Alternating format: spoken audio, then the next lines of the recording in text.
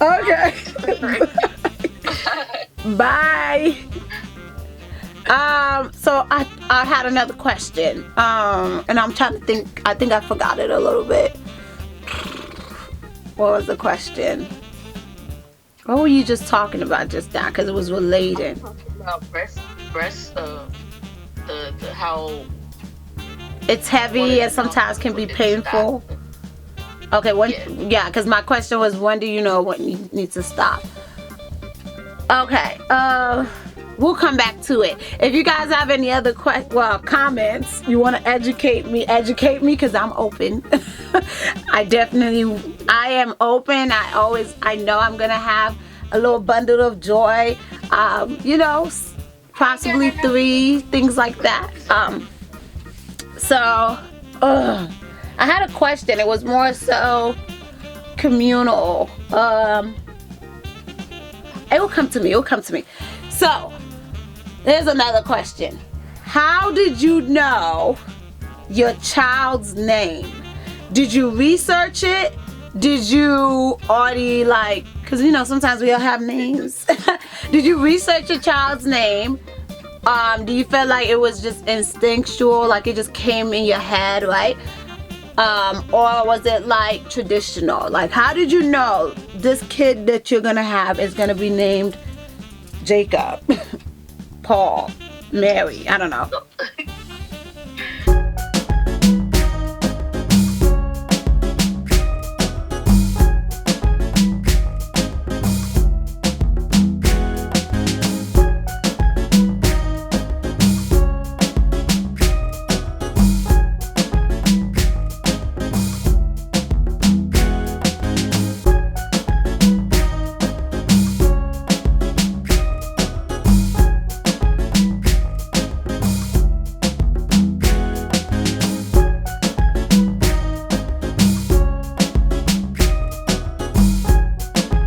So it was very simple. My husband's best friend from high school, name is Kaya. Mm-hmm. And he really wanted her name to continue. She said, well, I'm out of this. Sis, we're learning. AK was just here. She was learning too. What you mean? We need to learn. Because we're not trying to add it into your sauce, your situation right now, but we need to learn. Go ahead. But yeah, so, he was like, yeah, I want her name to, go on and be kind of like a legacy, I guess you could say. Mm-hmm. Whatever. But, that was basically the thing. But I liked the name, and I was like, okay, we could go with Kaya. So we were trying to figure out, how to spell it and all of that. That was the other thing. Yeah. Just how to spell it. But yeah, if I'm not mistaken, her name stands for royalty or queen of royalty and leadership or something like that. So that was my reason as to why I like the name, and I was like, yeah, I'm cool with picking that, because I want all my kids to have some sort of powerful stance in their names, and to stand for them and whatnot, because when you have a name or something that represents you, you need to make sure, especially as a Black woman or a black person, period, you need to make sure that you have something that's equal, powerful to you. Yeah. As your personality. So, I was like, I want to go with that or whatever. But we already picked out, that was years ago. Yeah. When we went to Full Sail, when I left there and went to Full Sail, maybe, because I met him, I think it was a few months after, and we were joking around talking about it, and then oh really? Oh, sorry, I'm reading the comments. Oh yeah, I'm just trying to have you, once you're done, then I'll read it. I don't want to interrupt you, because when our brain is flowing, let it flow. You're good. I just happened to look at my phone and I just read as I was talking. but yeah, so we basically came up with the name like way before. And for a boy, Khalil. But if we ever do a boy, but if we have a girl again, I'll get back to you on that, picking the names. Okay, that's fine. So Key said she had a whole bunch of names before he was born, her son, and then they ended up with his father's, the son ended up with his father's name and Justice because he is a Libra. Like I said, guys, Keita gave birth to my first kid. You know what I mean? If you know, you know.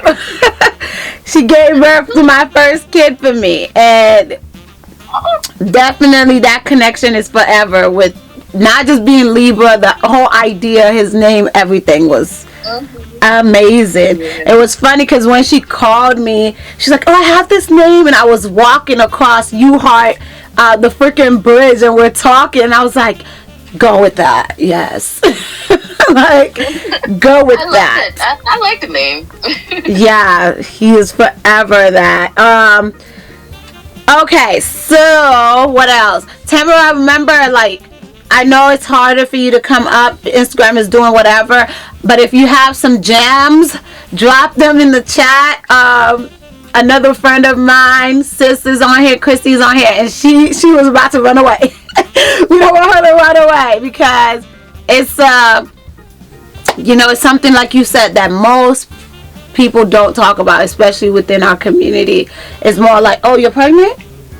Okay, what you gonna do? Alright, you gonna keep it? Okay. It's like most people don't talk about the postpartum part. Like that's the thing that I was like, oh, okay, so I gotta wear what and do what, and what's the process? I have to do this for how long? Like, right. It's all up in the air. Like, everything before, everything during, but she said she hasn't hit that threshold yet. Wow. But yeah, like they just was like, oh yeah, you gotta do this and do that and da da da. That's how I like I kind of knew about the witch hazel and the cold pads and stuff like that. I kind of knew about it, but it wasn't in detail, in depth. Like postpartum was a shock to me because it was like, okay, I know I'm gonna go through emotional or hormone drops and stuff like that. Like, I know I'm gonna go through all of that, but it was like reality sunk in at that point. Because like I was gonna say, when what's her name, Tamra? Yeah, was on here.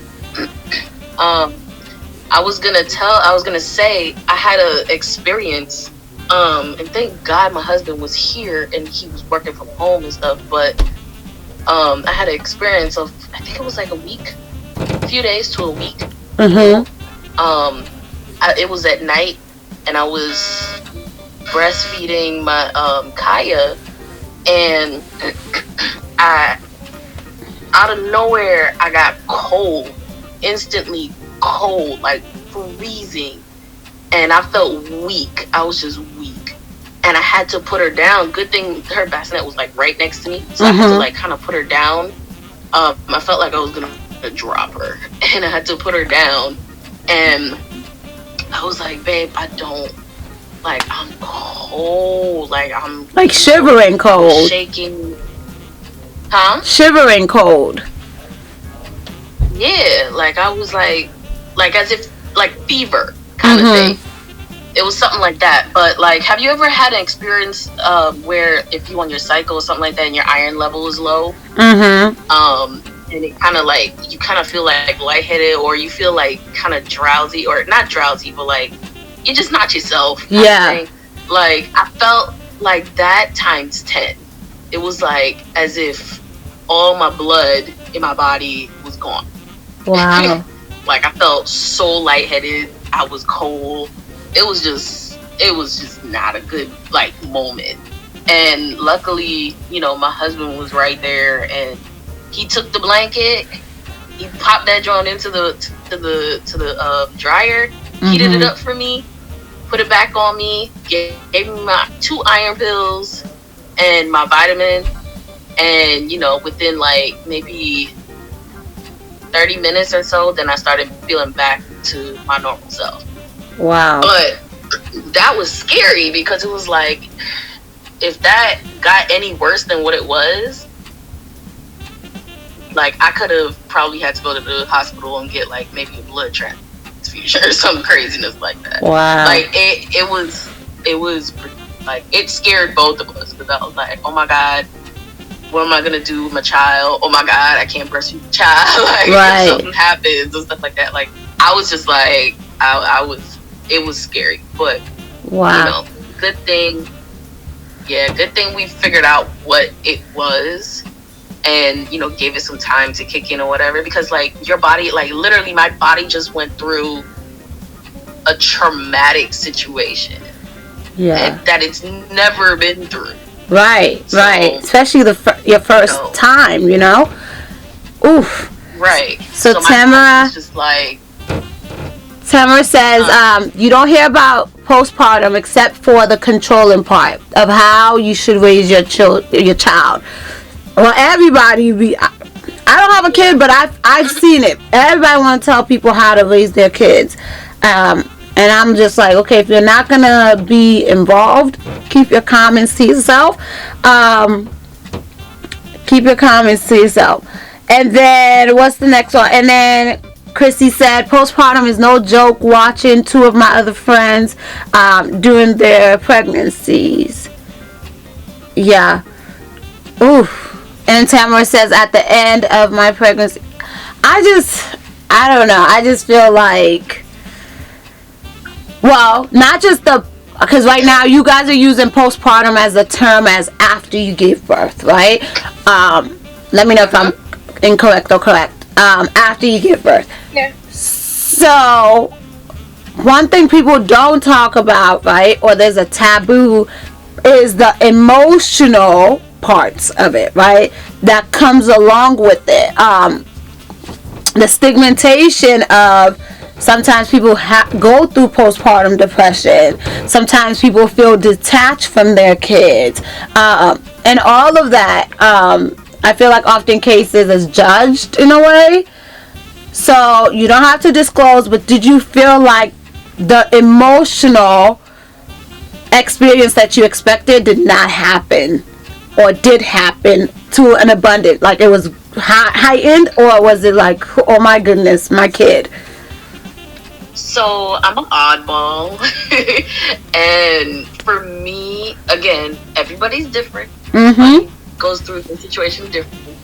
But for me, I felt normal, like myself, normal. Like I didn't feel like, oh my God, my child, like kind of thing, or I didn't feel like, ugh, like I didn't like feel that way either way towards my child or my husband. Like, it was just like, for me, it was more so, okay, I need to get on a schedule. I need to get on a regimen. because like, I'm not a schedule person, like, completely. Like, I just kind of like go with the flow for the most part, or I have a to-do list and I know at some point I have to get certain things done by the end of the day or whatever. But like, for me, that was hard, because it was like, I have to feed, especially in that first week, I had to feed Kaya every hour and a half to 2 hours. Every time, like hour and a half, 2 hours. Like in the beginning, it was about an hour and a half, and then like that's a few days after, it was like every 2 hours. So like I'm up like every 2 hours at night, in the morning, and like it was just like clockwork. And I have to breastfeed, and like getting in that routine. Oh, child, that was tiring. That was tiring. But for me to do the every 2 hours, it was only 2 weeks for me. Like I didn't have to stay in that for too long. It was like 2 weeks. So you figured out what was working as you were going, like as you were dealing with it. So Tamara said, at the end of my pregnancy, I had a brain shock. Then got 1 6 month after birth, and a couple after that. They don't happen often, but I feel like that was linked to my pregnancy, and something. Ooh. Like, Yeah. I'm wondering what, like, a brain shock, like, you are going through, I don't know, like, when I hear the word of a brain shock, it's like, you're pausing because something, electricity is happening in your head that you can't really control. Whew. Yeah, I mean, like I said, everybody, and this is the part that really, okay, let me say this. Since I was like 13 or something like that, I've been researching about pregnancy stuff for like ever, okay? And so that's why I was so prepared in the beginning and in the middle. But at the end, it was like, okay, I know basic stuff, but I don't know all this other stuff. Right. Everybody's different, and I'm like, whoa, you gotta deal with this hormone, that hormone, you gotta deal with this.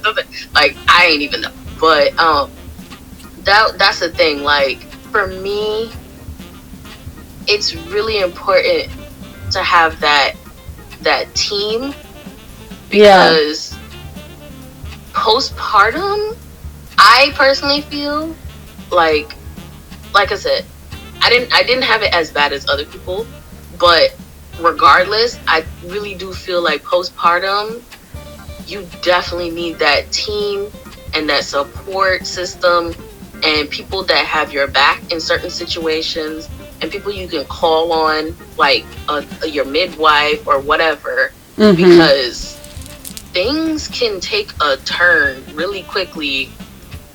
You may think that you're okay after a week, maybe 2 weeks or a month, and then all of a sudden your body goes into shock. And it's like, oh, okay, wait.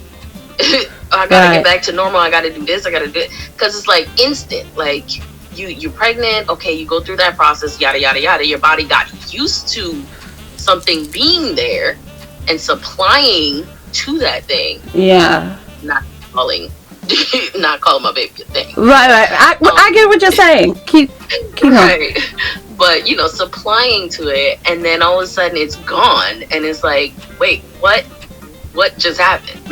Right. And it's like somebody punching you in the face, and then all of a sudden your body's trying to, gather everything, and you ain't feel it until like maybe a day later or a few hours later. Like, oh snap, somebody just punched me in the face, and I just got into this big fight because my adrenaline is rushing and I don't feel nothing. Like, it's your body going through that times 20. Wow. So, it's very important to, sorry, I'm You're fine. You've been rocking with us as best as you can with holding the phone. I can't even do it with people. FaceTime holding the phone. I'm like, I can't. I need like one of those holders.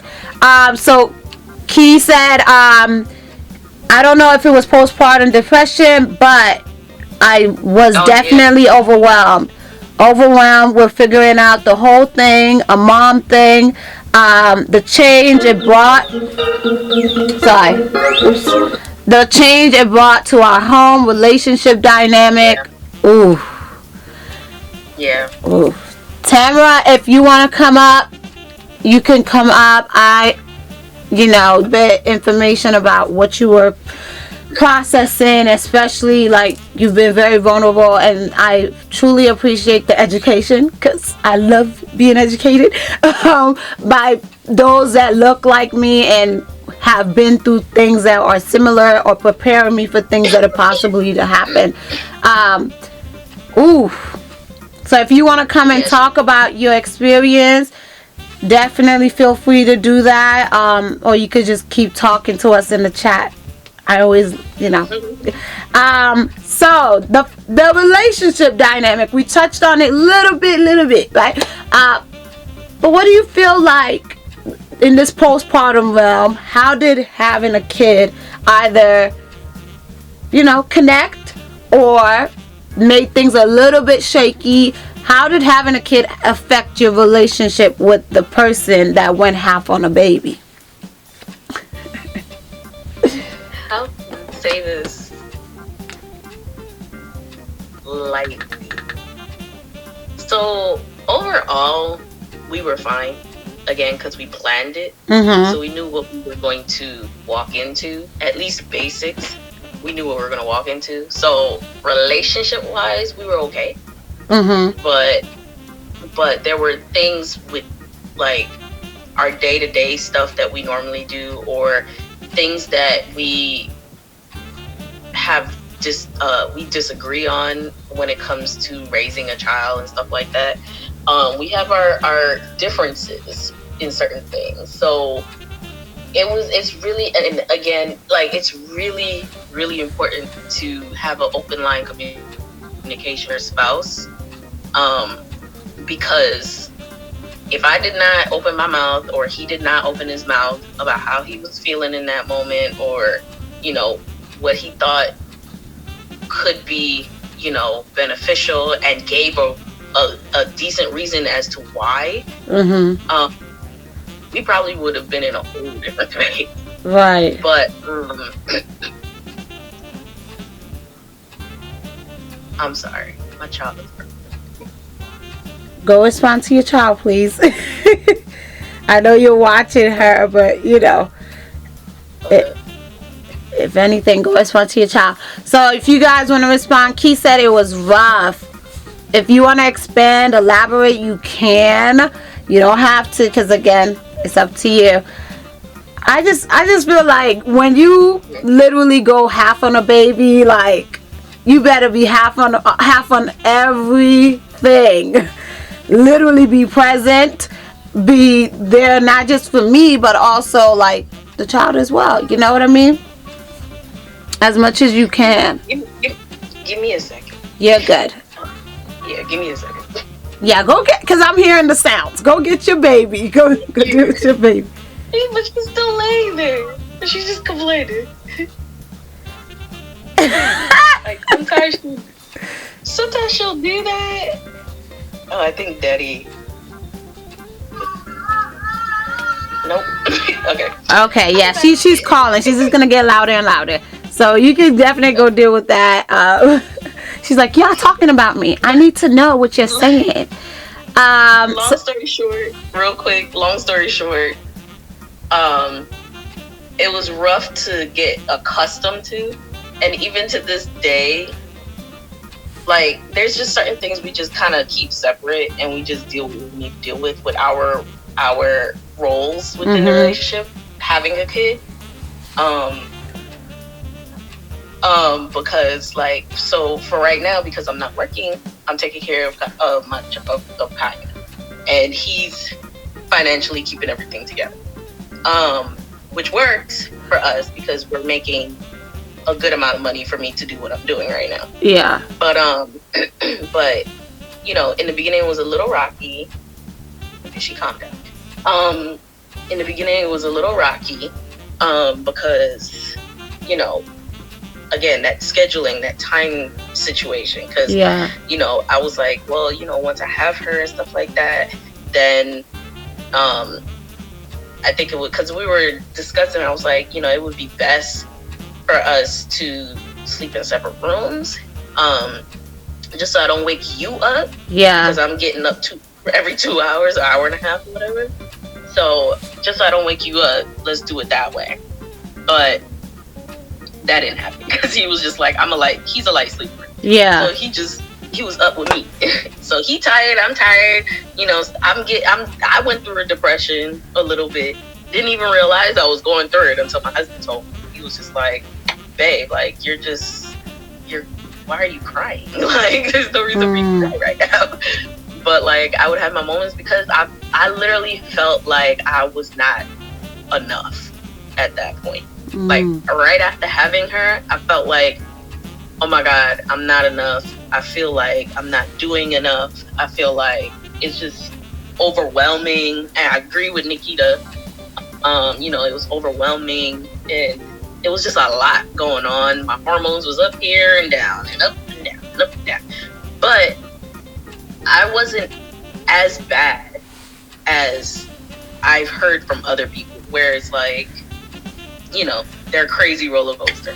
Like, I'll have my moments here and there, and then, you know, be okay after that. But yeah, like, it's a different experience, and that's why I'm so grateful that I'm getting a preview, because obviously, yes, you guys are telling me as well, it's going to be different for each individual. But for me as a person, I like to hear the somewhat not expectation, kind of what it would be like. You know, it's not the total for that person, but at least. So Key said it wasn't really relationship stuff, more about different points of view on what was best for the baby. He went through a period of feeling like I was neglecting him for our child, because I was so overwhelmed. So I was like, once I was done doing everything for our child, I'm either asleep or trying to clean so I can make sure the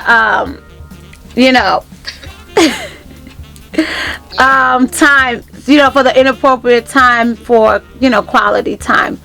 Thank you. I mean, it's hard. It's really hard because, like, even, like, I'm not gonna say too much. Yeah, not on the live. We could always have a 4-way conversation, because Tamara, you are on the click now. You are a girl on the other side of the world, or not world, the United States. Like, you definitely have some gems. Go ahead. She's taken care of. Gotta make sure I pump. I gotta make sure I'm up at certain times so I can pump. I can do this and do that. Gotta make sure I can, take a shower. Oh my God, take a shower, get myself together. Make sure I have. And then I was going back to work in 3 months, so it was just like after the 3rd month. So I was like, okay, I have to make sure that I have all my stuff together for work. I gotta make sure I have all her milk together so I can go back to work and get that together. I gotta make sure I get this bag and that bag and get this so I can put my stuff in and clean the house. And Good thing my parents was down here for like a month, so cleaning the house and stuff like that took a whole load off of me. Thank you, God. But it still was like, okay, there's other people in my house, so then that added more stress to it, because it's like I've been used to living on my own for quite some time, so it was just like it was just an adjustment. So on top of that stress putting on myself, but on top of that and everything else, and then also trying to make sure that my husband is good and he's not being neglected. Like, for me, it was more like I felt like I was neglecting him, and I felt guilty for it, but it was hard for me to try to approach it because I wasn't in that mood. Right. Like, it was just null and void. Right, because then if he was like, a little bit, then in your brain, because your brain is already in like solution mode for your baby, it's not going to be like, oh, solution mode for my husband as well. Keita said that it's a lot, because once you're done being a mom, you got to turn around and be a wife and do all the things that come with it. And where's all the energy going to come from? Right. Oh man, I remember those days. Like, now I'm because she's a little bit more older. It's a little bit easier now, because I know what her schedule is and when she goes to sleep and when she's up, and I could do a whole lot more now than that. Like, oh my God, after dealing with her and she finally went to bed, I'm like, I'm out like a light, and my husband feel like, but I thought I was gonna, because you said we would, and I'm like, I'm sorry. I'm sorry. Maybe tomorrow. She said it does get better as they get older, especially when they can do things for themselves. Yeah. Thank God. What did she say? But that first year is a beast. Yeah, it is. That first year is a beast. It really is. Luckily, thank God. Thank God I had a child that actually slept through the night. So I didn't have that issue. And that kid go to sleep. Yeah. Wow. Oh yeah, like that's crazy. Like, I was just like, oh, thank God, thank you. Cause like, I need to sleep at night. Like, I can't. I need to sleep at night. Wow. I need my sleep. So, but, thank you so much, Lexi. Thank you so much, Tamara, for pushing the conversation and shedding a light on it, that it was important for us to have. We will have many other conversations, like Another talk about it Thursday kind of conversation might be about marriage, because I got some married people up in here. Another conversation, might be about finance, like really, because that's also important. Like, how are you prepping for your kids' future, things like that. Or are you just still in the moment? All of that will be conversations that we'll have. But for right now, I'm gonna say bye. Make sure you hit that subscribe button. Okay, don't forget to like, share, and comment. If you're a mama, if you're a papa, leave a comment. Educate your girl. I educate you, you educate me, and we just keep sharing. So I'm gonna go back to the live and we're gonna change the conversation, have a vibe. But you just got educated here. Like, you got educated. So think about it for your next child or your next, move. But I want to say all of that to say I'll see you on the next video. Bye.